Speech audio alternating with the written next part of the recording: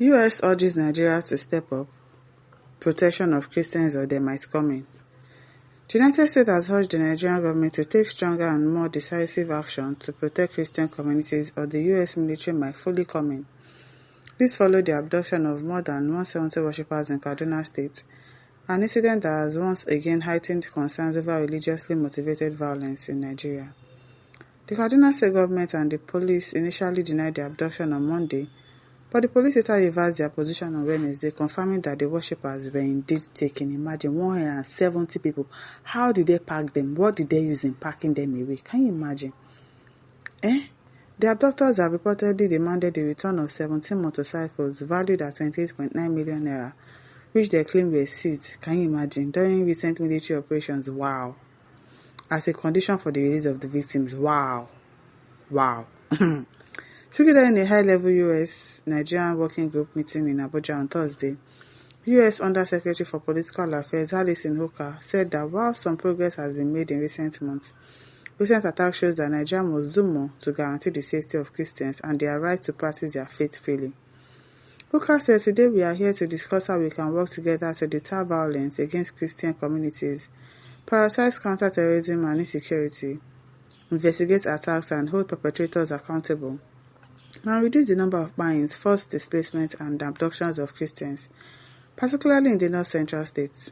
On the protection of Christians, the Nigerian government recently secured the release of 38 Christians abducted from a church in Kwara State, and another 265 abducted St. Mary's Catholic School. This real progress is a direct result of our engagement with the Nigerian government. However, we are concerned about recent reports that gunmen kidnapped more than 170 Christians in Kaduna State on January 18.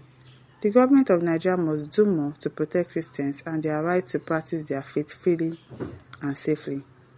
Hooker added that advancing religious freedom and security will deepen U.S.-Nigeria relations in other areas, including trade, economic cooperation, health responses, and the fight against terrorism, while also supporting the return of internally displaced persons to their communities. She said advancing religious freedom and security will help the United States and Nigeria enhance the reciprocal benefits of our relationship, solidifying trade and economic deals, degrading terrorist groups that threaten our interests, and strengthening health responses, among many other areas. We hope to identify ways to return internally displaced persons to their communities from which they were expelled in the North Central states, interdict weapons and funding going to terrorist groups, expand investigation and ensure the prosecution of individuals and groups committing atrocities. In response, the National Security Advisor Nuri Badu acknowledged the gravity of the security challenges and said the government was intensifying military and law enforcement operations in affected areas. He reiterated that attacks framed along religious lines were unacceptable and would be met with force and justice. Nigeria is a deeply plural society, and the protection of all citizens, Christians, Muslims, and those of other beliefs is non-negotiable. Violence framed along religious lines is treated as an attack on the Nigerian state itself. Our response therefore integrates security operations, the rule of law, humanitarian safeguards, and strategic communication, ensuring that operational successes translate into public confidence and strengthen social cohesion, he said. Ribadu said President Bola Ahmed Tinubu had authorized expanded security deployment, enhanced intelligence, coordination and stronger investigations into attacks on religious communities, assuring that perpetrators will be tracked and prosecuted. He said at the national level and under the leadership of President Bola Ahmed Tinubu, Nigeria has taken deliberate and decisive steps to confront insecurity. The President has formally declared national security emergencies in vulnerable and high-risk areas, authorized intensified joint operations, and directed the sustained deployment of security forces to priority locations, particularly communities experiencing recurrent attacks on civilians and religious groups. This directive has been matched with concrete actions. Nigeria is expanding early warnings and rapid response mechanism and developing a national database to serve as a single authoritative source of accurate and verifiable data on deaths and casualties arising from violence. This effort to strengthen evidence-based decision-making, accountability, and the effectiveness of security responses. In parallel, investigation and prosecutions related to attacks on religious communities have been intensified to ensure that violence is met not only with force, but with justice and accountability. Okay. Anymore says America should stop being too diplomatic. They should use Venezuela formula. Yes, I don't know why they are doing this talk and talk like dialoguing with Nigeria. Just go straight to the point. They should use Venezuela formula in Nigeria. This is the only language that they will understand. I'm telling you. Because all this dialogue is not helping matters. Austin says, please come in, don't wait for Nigerian government. They are not going to do more than what they are doing right now. We depend on you, Trump. I'm telling you.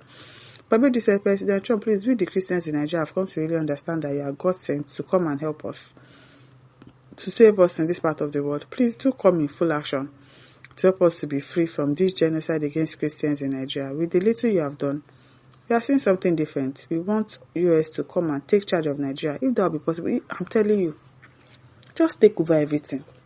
The oil and gas that they are shouting, take over it, I beg. The ones that they've not taken over, what are we benefiting from it? And let them take over.